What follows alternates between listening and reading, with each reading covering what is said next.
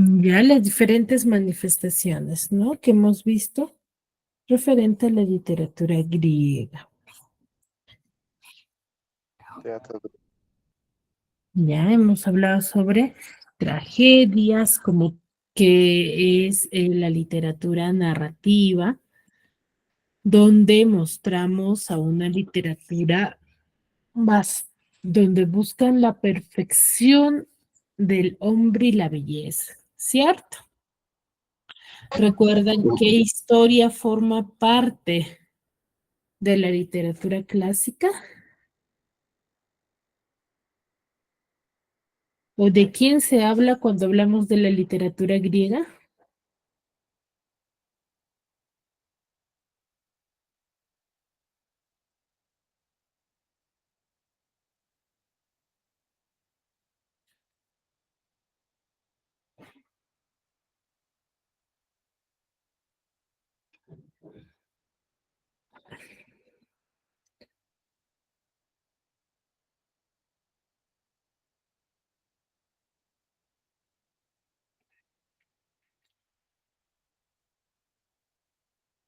Chicos, ¿de quién hablamos cuando nos referimos a la literatura clásica?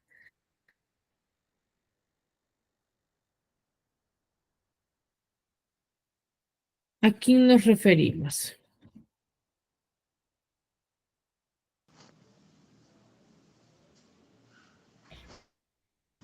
A los escritores, Ya, pero cuando nosotros hablamos de la literatura griega, nos referimos a un autor en específico. ¿Quién es? Teatro. No, el teatro es un género.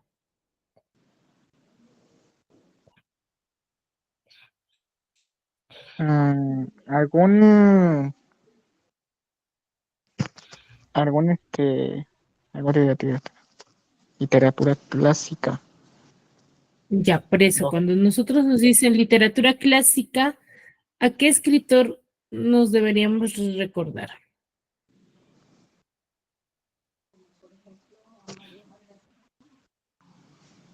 Mario,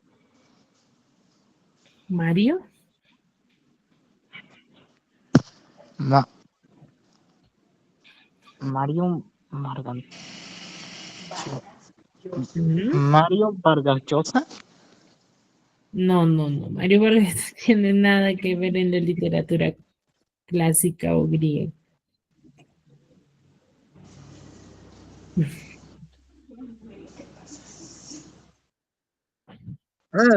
Los tres mosqueteros es un cuento clásico. No, no, no, no, no. A ver, recuerden, no significa que sea a Homero. cuenta clásica o exacto a Homero. Ya recuerden que cuando nosotros hablamos de literatura, nos vamos a ir refiriendo, ¿cierto?, al avance que va a tener esta literatura y cómo va a ir en el proceso. ¿Ya? A eso nos referimos.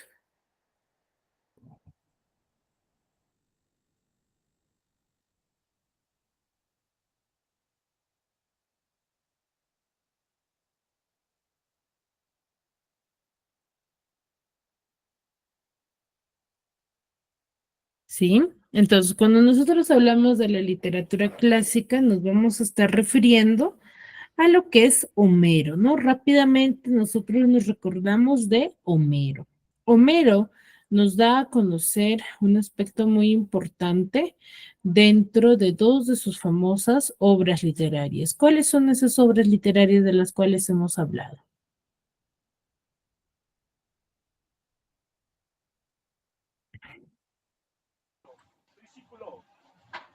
La, La Odisea. la Odisea, Homero. ¿Cómo? La Odisea. La Odisea, muy bien. ¿De qué nos habla la Odisea, chicos?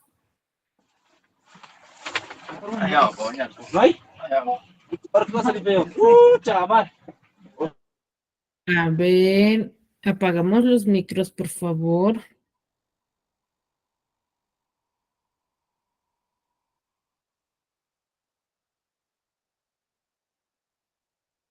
Cantor de poesías. ¿Cómo?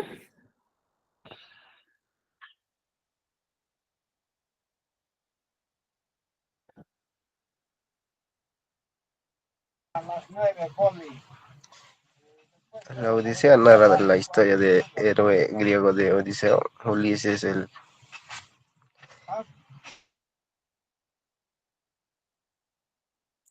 Ujú. Ya, habla sobre Odiseo.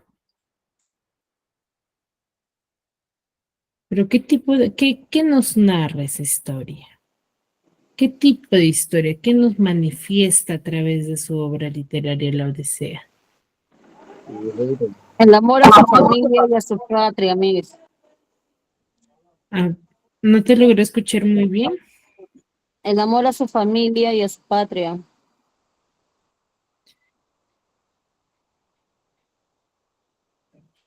Dominio de su patria. A ver, chicos, me parece que han estado distraídos si no recuerdan específicamente el tema. A ver, Mira, la cuando valentía de Ulises, la valentía ya,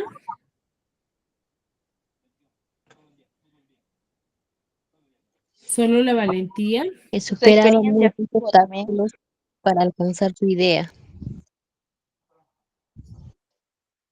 muchos espectáculos.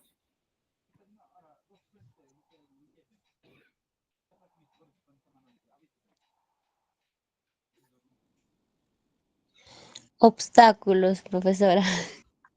Ya, ¿qué tipo? No, a ver, ¿a qué te refieres con los obstáculos? ¿A qué nos referimos?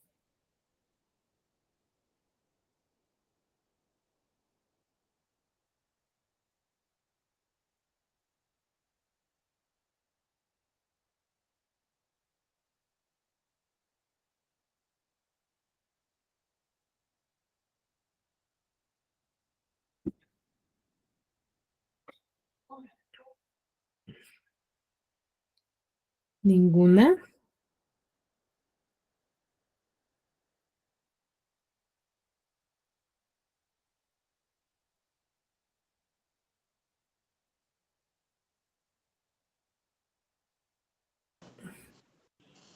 ¿Algún ejemplo, Miss, para que así los demás puedan entender una idea?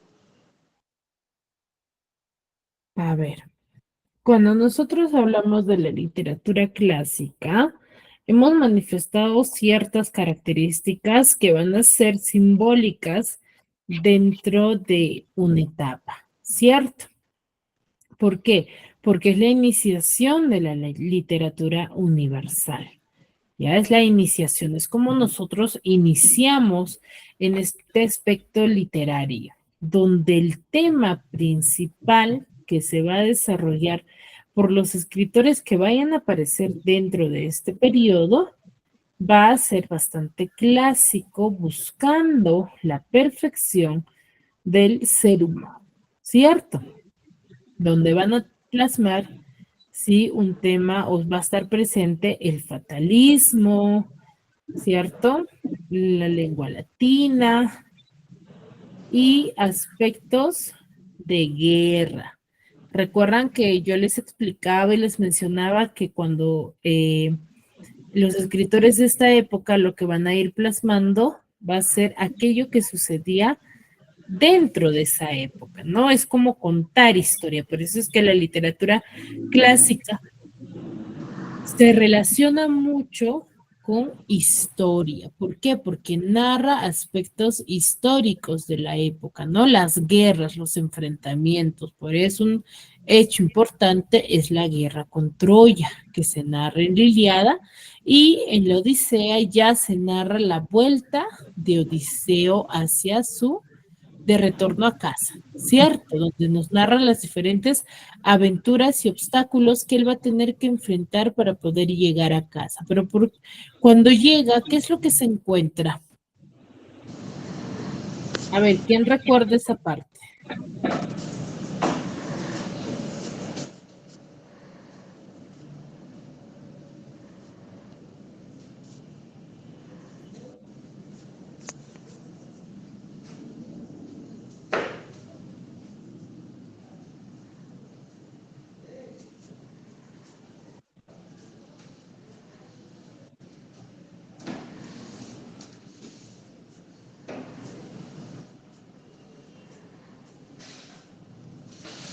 ¿Quién recuerda, chicos?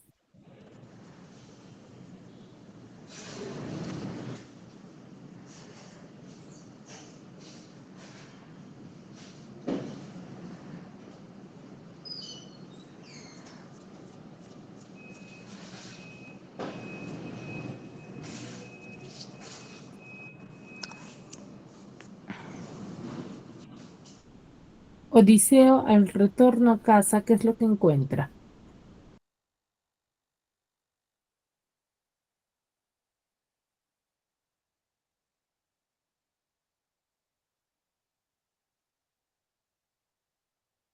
¿Nadie?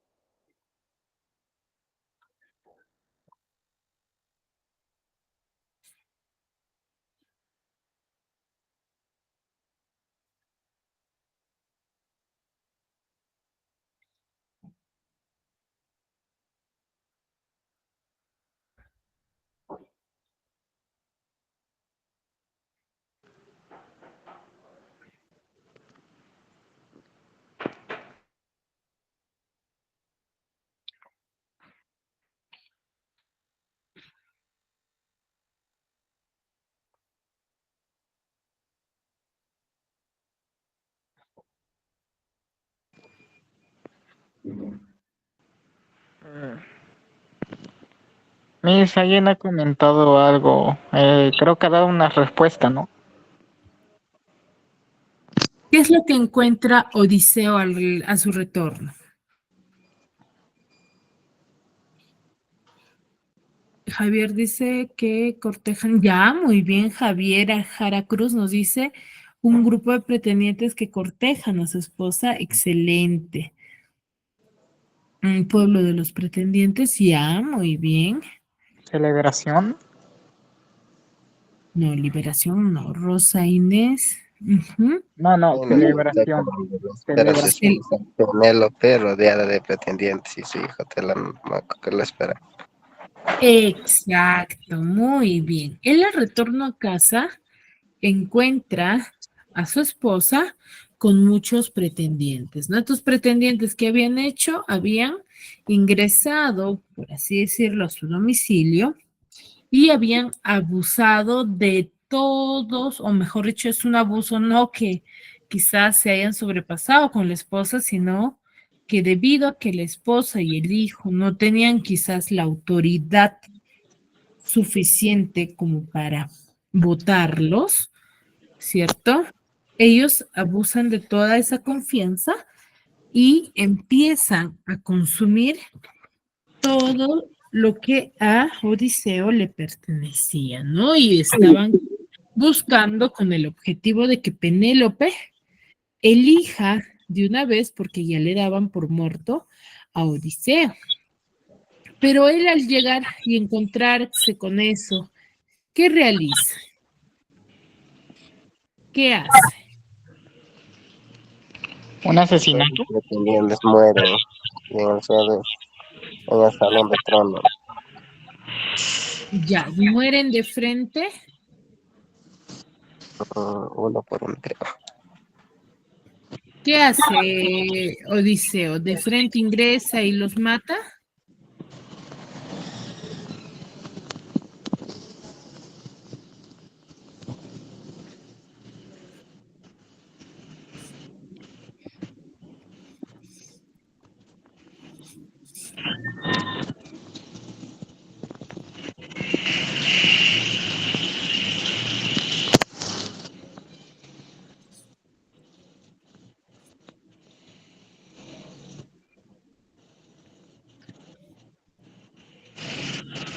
chicos? Exacto, Eudocia. Eudocia nos dice, se hace pasar por un mendigo. Exacto. ¿Ya? Cuando Odiseo llega y encuentra que están los pretendientes abusando o consumiendo todos sus bienes, ¿sí? Él, con ayuda de una diosa griega, ¿qué haces? Lo visten de mendigo, ¿sí?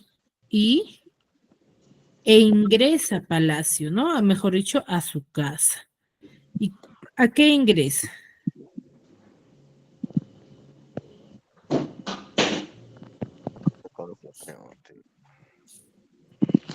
¿Qué hace el ingresar? No, vengar a su pueblo, no, él no venga a su pueblo al ingresar, sino se enfrenta a los pretendientes para poder expulsarlos de ahí. ¿Los expulsa? O ¿De qué sea, forma los expulsa? Matando. Matándolos. ¿Pero él ingresa y los mata de frente o qué hace? no, más bien yo diría que creo que primero habló frente a ellos, luego los expulsó y no los mató como tal, sino que les dio como un tipo de advertencia y pues se fueron del pueblo. No, no, no, me están contando otra historia. Parece que no me han prestado atención en esa parte de esa historia.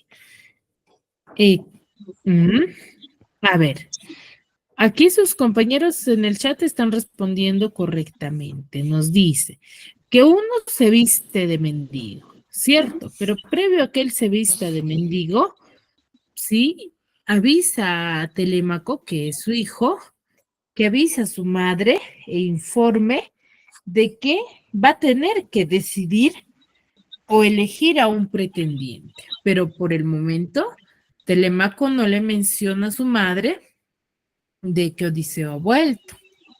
Simplemente le dice que a los pretendientes le informara que va a haber un pequeño, sí, enfrentamiento del arco y la flecha. Y aquel, sí, y aquel que gane con este obstáculo, o logre realizar este reto, se iba a quedar con Penélope.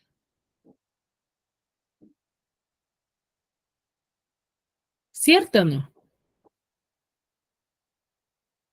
Sí, ¿Sí? Entonces, ahí hasta el momento Penélope no sabía, pero ya ella les informa de esto, ¿cierto? Entonces, todos los pretendientes, ¿sí? Están aptos, ¿sí? Y creen que ya va a elegir Penélope, ¿no? Y en realidad iba a suceder. Entonces, en eso, todos los pretendientes empiezan a realizar este reto, ¿no? Y a medida que van avanzando, ninguno logra realizar este reto, ¿cierto o no? Ninguno logra realizar este reto y al no realizarlo, sale ahí este mendigo. Y al salir todos empiezan a burlar de él. ¿Por qué se empiezan a burlar de él? porque es un mendigo. Porque es un mendigo y consideraban de que él no iba a lograrlo, ¿no? Entonces todos se quedan sorprendidos que al realizar el reto, él logra, porque en realidad era Odiseo, ¿no? Era un guerrero muy respetado y bastante experto. Entonces, una vez que él logra realizar el reto, ¿qué sucede?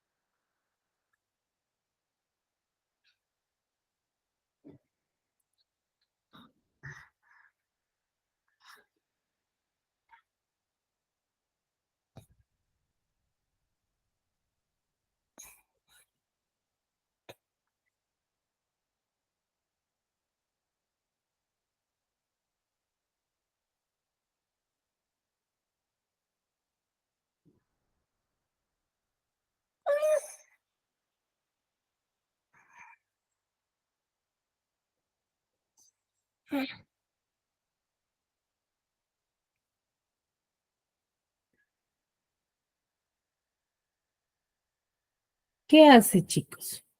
Una vez que él gana ese enfrentamiento.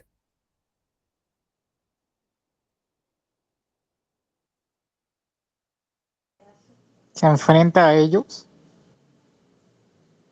¿De qué forma?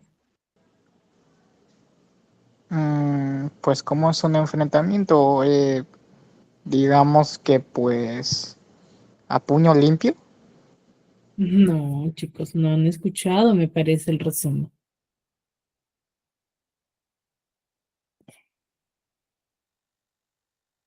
En el enfrentamiento del reto de arco y flecha, creo.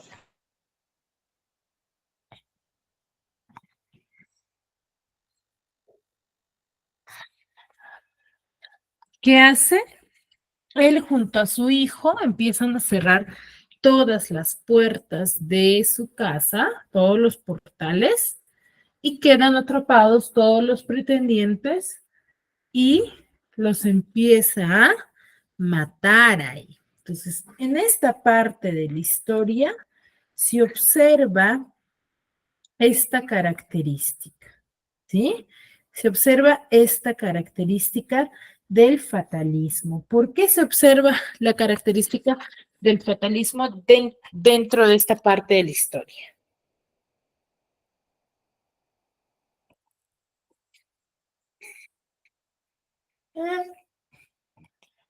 ¿Por qué se observa? La matanza de pretendientes. Por cómo mueren los pretendientes, ¿ya? Por eso se observa en esta parte. ¿Ya, chicos? Entonces, es fundamental, chicos, si tienen dudas o consultas, manifiéstenlo, háganlo saber para yo poder absolverlas y no se pierdan en la ilación del tema, ¿ya, chicos? ¿Ya? Entonces, este movimiento literario, ¿sí? Es muy importante porque nos muestra la iniciación de la literatura, ¿no? De cómo este proceso literario va a ir a través del tiempo modificando cada uno de sus procesos para pasar a la famosa literatura medieval. La literatura medieval va a ser aquel proceso, ¿sí? Y aquel proceso escrito, o mejor dicho, continuación de la literatura universal, literatura clásica, durante la Edad Media, ¿no? Es por ende su nombre literatura medieval.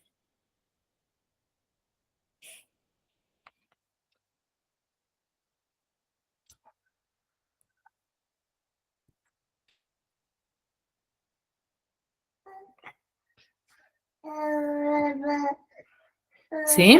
¿Desde dónde se desarrolla la literatura medieval? Se va a desarrollar desde la caída del Imperio Romano de Occidente hasta inicios del Renacimiento. ¿Sí? ¿Por qué? Porque es una literatura donde va a estar compuesta ya por escritos religiosos y trabajos seglares. Recuerden que la literatura clásica o literatura griega va a ser un tipo de escritura basado en los dioses, ¿no? Pero ¿qué tipo de dioses? Dioses del Olimpo, dioses griegos, ¿no? Ahí la sociedad en la cual se relacionaba, sí, va a ser un pensamiento bastante religioso que tomaban en cuenta o en base al pensamiento griego, donde los dioses van a tener el principal énfasis, ¿no? En base a toda la historia.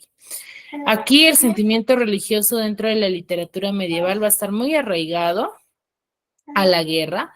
¿Por qué? Porque la guerra o los enfrentamientos entre lugares y países dentro de este proceso va a ser un hecho casi cotidiano, ¿no? ¿Qué quiere decir? Un proceso donde todos se van a relacionar, ¿sí? Donde va a haber muchos enfrentamientos y es algo cotidiano, para ellos no era nada extraño, ¿no? Por ejemplo, nosotros en la actualidad, si un escritor escribe referente a la corrupción, ¿Por qué? Porque es un proceso o un hecho cotidiano que nosotros observamos día a día, ¿no? Entonces, este tipo de historias los griegos van a ir plasmando dentro de sus escritos.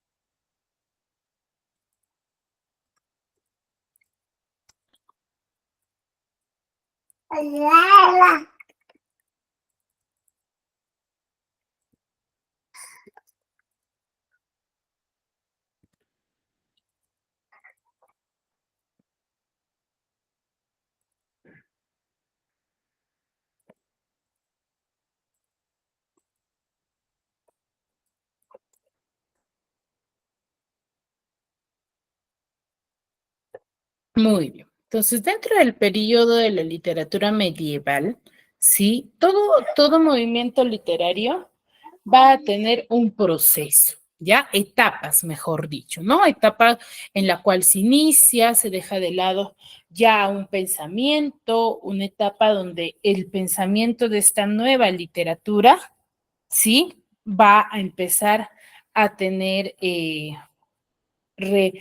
va a tener real importancia, donde se va a trabajar en ello, y la etapa en la cual se va a dejar de lado esta forma de pensamiento. ¿Sí? Pues tiene tres etapas, donde va a ser la etapa de la Alta Edad Media, Plena Edad Media y Baja Edad Media, ¿no? En la Alta Edad Media, donde las obras se van a escribir en lenguaje latín. En la Plena Edad Media va a surgir la poesía de un amor bastante cortés, y la Baja Edad Media, donde ya la literatura medieval va a dejar de lado ya se va a ir dejando de lado. ¿Por qué? Porque va a surgir lo que es el Renacimiento, ¿no? Que es un nuevo movimiento literario. Y a la forma de pensamiento medieval se va a ir modificando, ¿no? Por eso se le denomina la Baja Edad Media.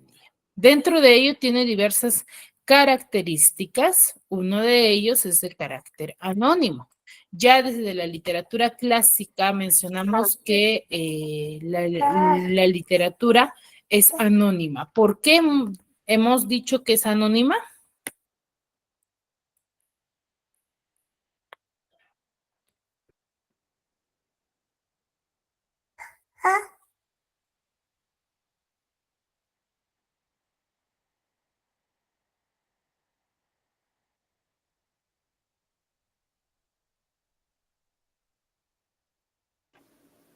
Disculpe, profesora. Sí, ¿te escucho? Estamos hablando sobre la poesía, no, la literatura medieval, ¿verdad? Claro. Pero les mencionaba, aquí tenemos una característica importante. Hemos dicho que ya desde la literatura clásica o de la literatura griega, una de las características es que tienen las historias o las obras es de carácter anónimo. ¿Por qué? ¿Por qué decimos ello?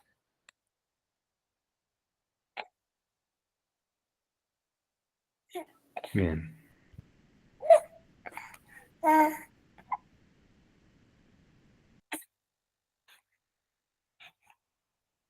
¿Por qué es de carácter anónimo?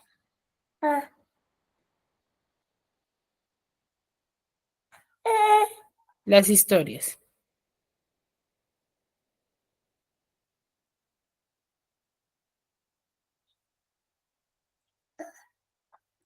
Ok, porque es anónimo las literaturas medievales, ¿no? No solamente la medieval, venimos trabajando desde la literatura griega. Bien. Porque la gran mayoría de las literaturas son anónimas, ¿verdad? Sí. A ver.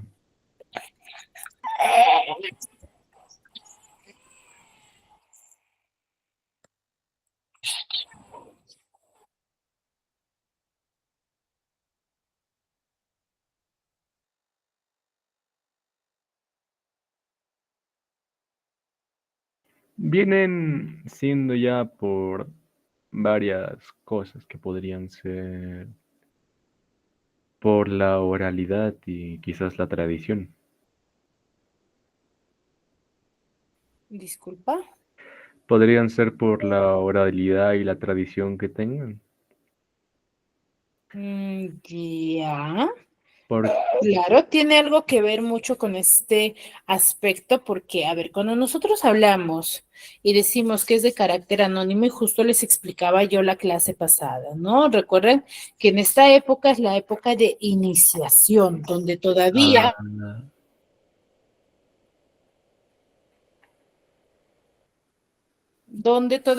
no se tenía la forma correcta de poder difundir las historias. Por ejemplo, ahora un escritor tiene muchas facilidades.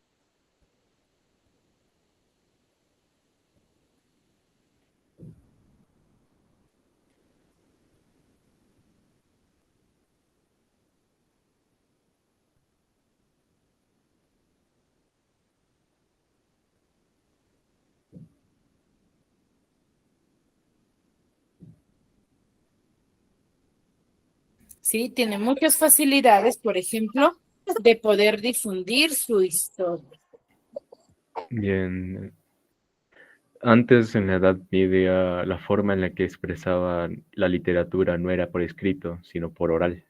Por eso la gran mayoría de los caracteres anónimos que había.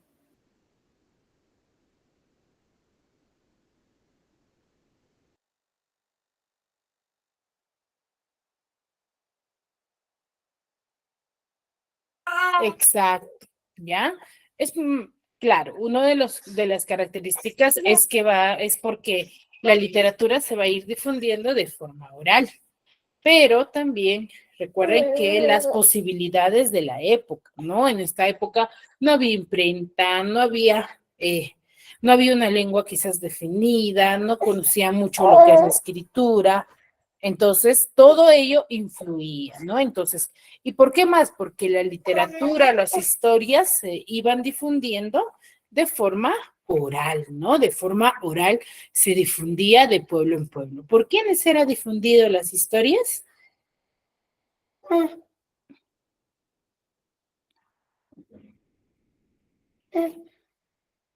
Eran difundidas por autores anónimos.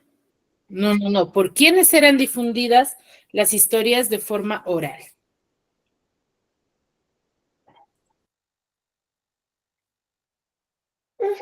Autores individuales. No, no eran por actores individuales. ¿Por quiénes eran difundidas las historias en esta época? ¿Quiénes o cómo se les denominaba a quienes iban de pueblo en pueblo contando las historias o las hazañas de los héroes? Guillermo, duque de Aquitán y conde de Petú, poemas. No, chicos. A ver, Eran dirigidos por los aedos y los rapsodas. ¿Ya? Eran por los famosos aedos y rapsodas. ¿Recuerdan la clase pasada cuando yo les decía quiénes eran los aedos y rapsodas? Los reos eran personas especializadas en recitar y memorizar poesía. Los rapsodas eran cantores, recitadores ambulantes. Claro, eran de aquellas personas que al observar, ¿no? Como en la actualidad, por ejemplo, tenemos a quienes, a nuestros abuelitos, por ejemplo, ¿no? Que nos cuentan diversas historias que ellos lo han vivido, ¿no? Que ellos han tenido la oportunidad de experimentar esta Eh, historia.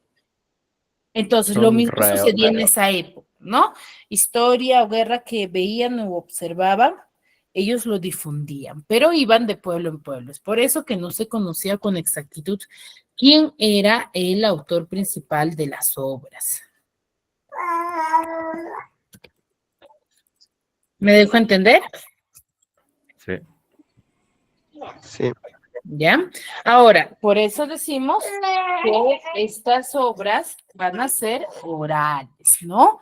Y la literatura va a tener un carácter culto, porque ya no solamente el proceso va a ser para contar historias, ¿no? Sino con el objetivo de querer enseñar al pueblo diversos tipos de textos también, ¿no? Donde el escritor va a ser bastante racional y no solamente se va a quedar con conocer un aspecto histórico, ¿no? Sino querer comprender mucho más.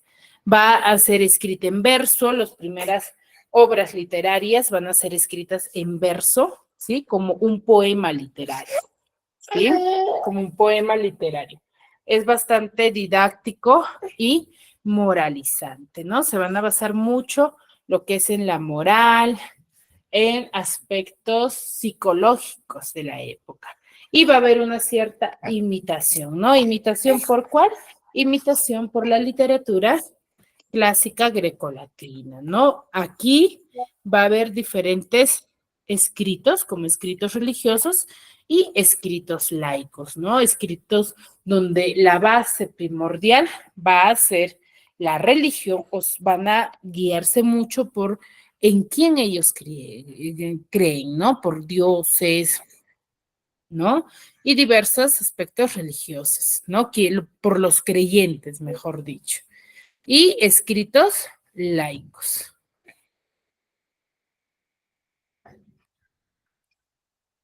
¿Sí? Escritos laicos son ya de personas, ¿sí? Que no creyentes, ¿no? Que no tenían afinidad por ningún Dios, ¿sí? Entonces va a haber dos bandos, dos tipos de escritos, ¿no?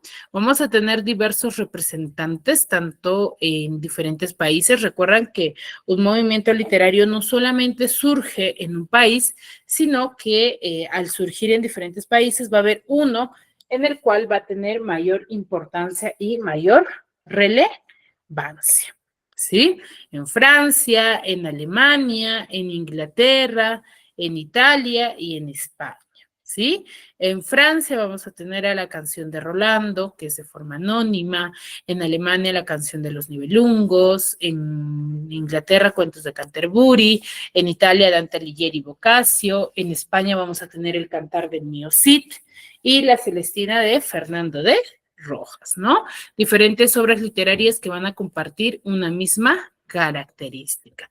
Dentro de la literatura medieval vamos a tener dentro de ello a la literatura italiana, ¿no? Donde una de sus características es que surge en Florencia y Florencia va a ser la cuna de la literatura italiana, ¿no? Donde va a surgir en un grupo llamado el Dolce Stil Nuevo, ¿no? El dulce estilo nuevo, donde se va a mezclar lo que es la filosofía escolástica, la religión moral y los conocimientos filosóficos, ¿no? Diversos aspectos filosóficos que van a ir surgiendo dentro de esta época. Aquí la fuente de inspiración, recuerden que en todo aspecto literario va a haber siempre un ente inspirador, ¿no? Donde los escritores se van a inspirar en alguien o en algo para contar o escribir sus historias. Y en esta época va a ser la mujer, ¿no?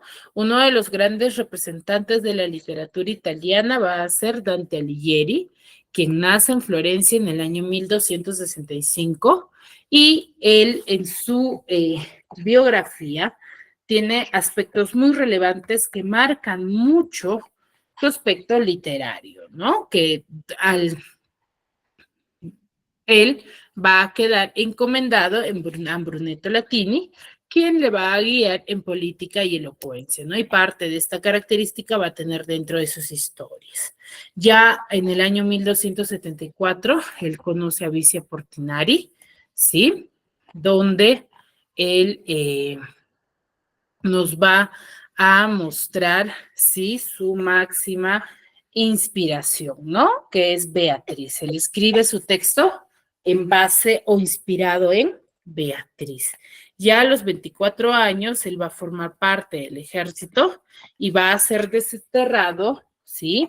De Florencia por diversas calumnias políticas, ¿no? En el año ya 1321, él muere víctima de la enfermedad de la malaria. Él nos muestra su famosa obra literaria, La Divina Comedia, ¿no? Donde tiene diversos personajes muy importantes de la época, como es Dante, Virgilio, Beatriz. Son tres de los personajes principales de la obra literaria de Dante Alighieri, ¿no? Él nos muestra cómo es que el proceso, ¿sí? Esta es una escritura religiosa, ¿no? Recuerden que la literatura medieval va a tener dos aspectos, ¿no? Aspectos religiosos de creyentes y aspectos laicos, ¿no? Entonces, uno de ellos es esta, ¿no? La Divina Comedia, donde nos muestra cómo es que el proceso del ser humano sí tiene que afrontar diversos obstáculos para poder subsanar sus pecados, ¿no? Dependiendo del pecado que ha cometido, ¿no? Dante es creador y héroe de la Divina Comedia. Virgilio es un poeta al cual Dante admira mucho y que forma parte de la historia como un ente de sabiduría, ¿no? Él le ayuda a razonar y comprender los diversos obstáculos y tomar la mejor decisión, ¿no?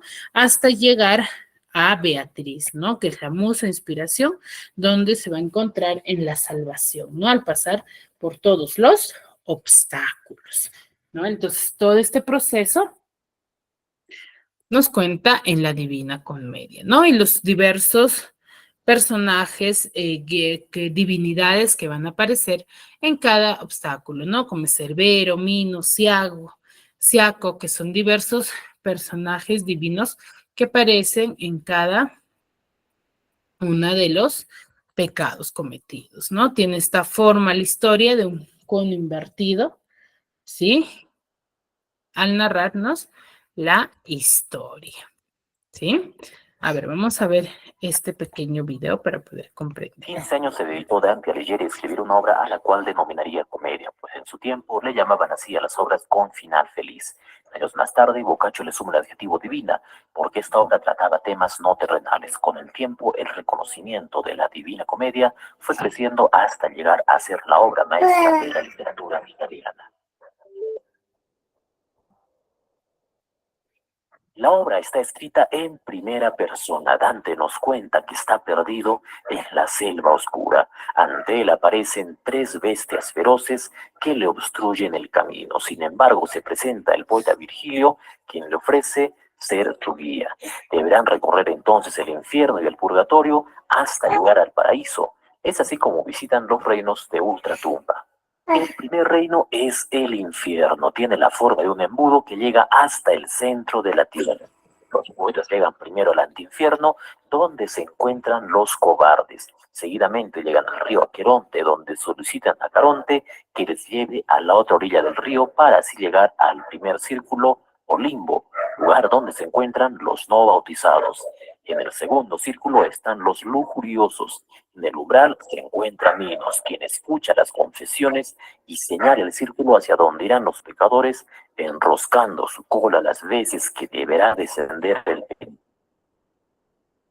es el lugar de los golosos, quienes están en una mezcla de lluvia negra y lodo. El guardián es Cerbero, un monstruoso perro de 3 cabezas. El siguiente lugar es el círculo de los avaros y pródigos. Su guardián es Plutón. Aquí los pecadores se empujan recíprocamente enormes pesos. En el quinto círculo sufren los iracundos en la laguna Estigia, llena de lodo, en la que se embisten y se destrozan. También se encuentran los soberbios y envidiosos. En el siguiente círculo se encuentran los herejes, quienes están en sepulcros ardientes. El guardián del séptimo círculo es el Minotauro. Se divide en 3 jirones donde padecen los violentos contra el prójimo, contra sí mismos o suicidas, y los violentos contra Dios. El guardián del octavo círculo es Gerión. Tiene la cara de hombre justo y honesto, pero el cuerpo de serpiente. Está dividido en 10 fosas concéntricas donde padecen los fraudulentos. Finalmente, en el noveno círculo se encuentran los traidores. Está dividido en 4 fosas. En la fosa judeca se encuentra Lucifer, quien tiene la mayor parte del cuerpo congelado y alas de murciélago. Además, tiene 3 cabezas. La principal muerde a Judas, quien grita de dolor. Cuando Dante observa a Lucifer, no puede soportar tan horrible espectáculo. Virgilio aprovecha que Lucifer extiende las alas para cruzar hacia el otro lado. A lo lejos distinguen una montaña que emerge sobre el mar. Es el purgatorio, el cual se encuentra en las antípodas de Jerusalén. El guardián Catón les facilita el paso hacia el antepurgatorio, que se divide en 2 rellanos, el de los negligentes que se arrepintieron a última hora y el de los que no lo hicieron. El purgatorio propiamente dicho está dividido en 7 círculos o cornisas rocosas. Por ellas suben las almas y en cada círculo se purifican de un pecado. Los pecados más graves se expían en los círculos más bajos, empezando con la soberbia. Se continúa en línea ascendente con la envidia, cuyos penitentes tienen los ojos cosidos con alambres. Le siguen la ira, la pereza, la avaricia, la gula, cuyos pecadores están extenuados de hambre y sed. Ya casi llegando al final aparece el séptimo círculo, que es el de la lujuria. Allí se encuentra Guido Guinizelli, célebre poeta toscano a quien Dante considera su maestro. Una vez pasados los círculos, Dante llega finalmente a la cima o paraíso terrenal. Ahora Beatriz será su guía por el reino de los cielos. El primer cielo corresponde a la luna. Allí están quienes no cumplieron sus votos hacia Dios. En el segundo cielo, Mercurio, se encuentran los espíritus que hicieron acciones buenas mientras buscaban el honor y la gloria. En el cielo de Venus están los que fueron inclinados hacia el amor. El Sol es el cuarto planeta. Beatriz brilla más cuando asciende. Es el cielo de los sabios. Aquí se encuentra Santo Tomás de Aquino. En el cielo de Marte se ubican los que han combatido por la fe. Le sigue Júpiter con los que han administrado rectamente la justicia. Los espíritus forman un águila celestial. Dante sigue ascendiendo al séptimo cielo, el de Saturno, donde están quienes se dedicaron a una vida contemplativa. El octavo lugar lo ocupa el cielo estrellado. Aquí se presentan Jesús y María. En el noveno cielo o cristalino están los coros angelicales cantando el Hosana. Finalmente Dante se halla en el Empirio, lugar donde están los bienaventurados sentados en grados semejantes a los pétalos de una delicada rosa. Estos rodean la gloria de Dios, cuya deslumbrante belleza le fue permitida contemplar a Dante gracias a la ayuda de San Bernardo, ya que Beatriz vuelve a ocupar su lugar en torno a Dios. Dante logra finalmente ver los 3 círculos de la Santa Trinidad.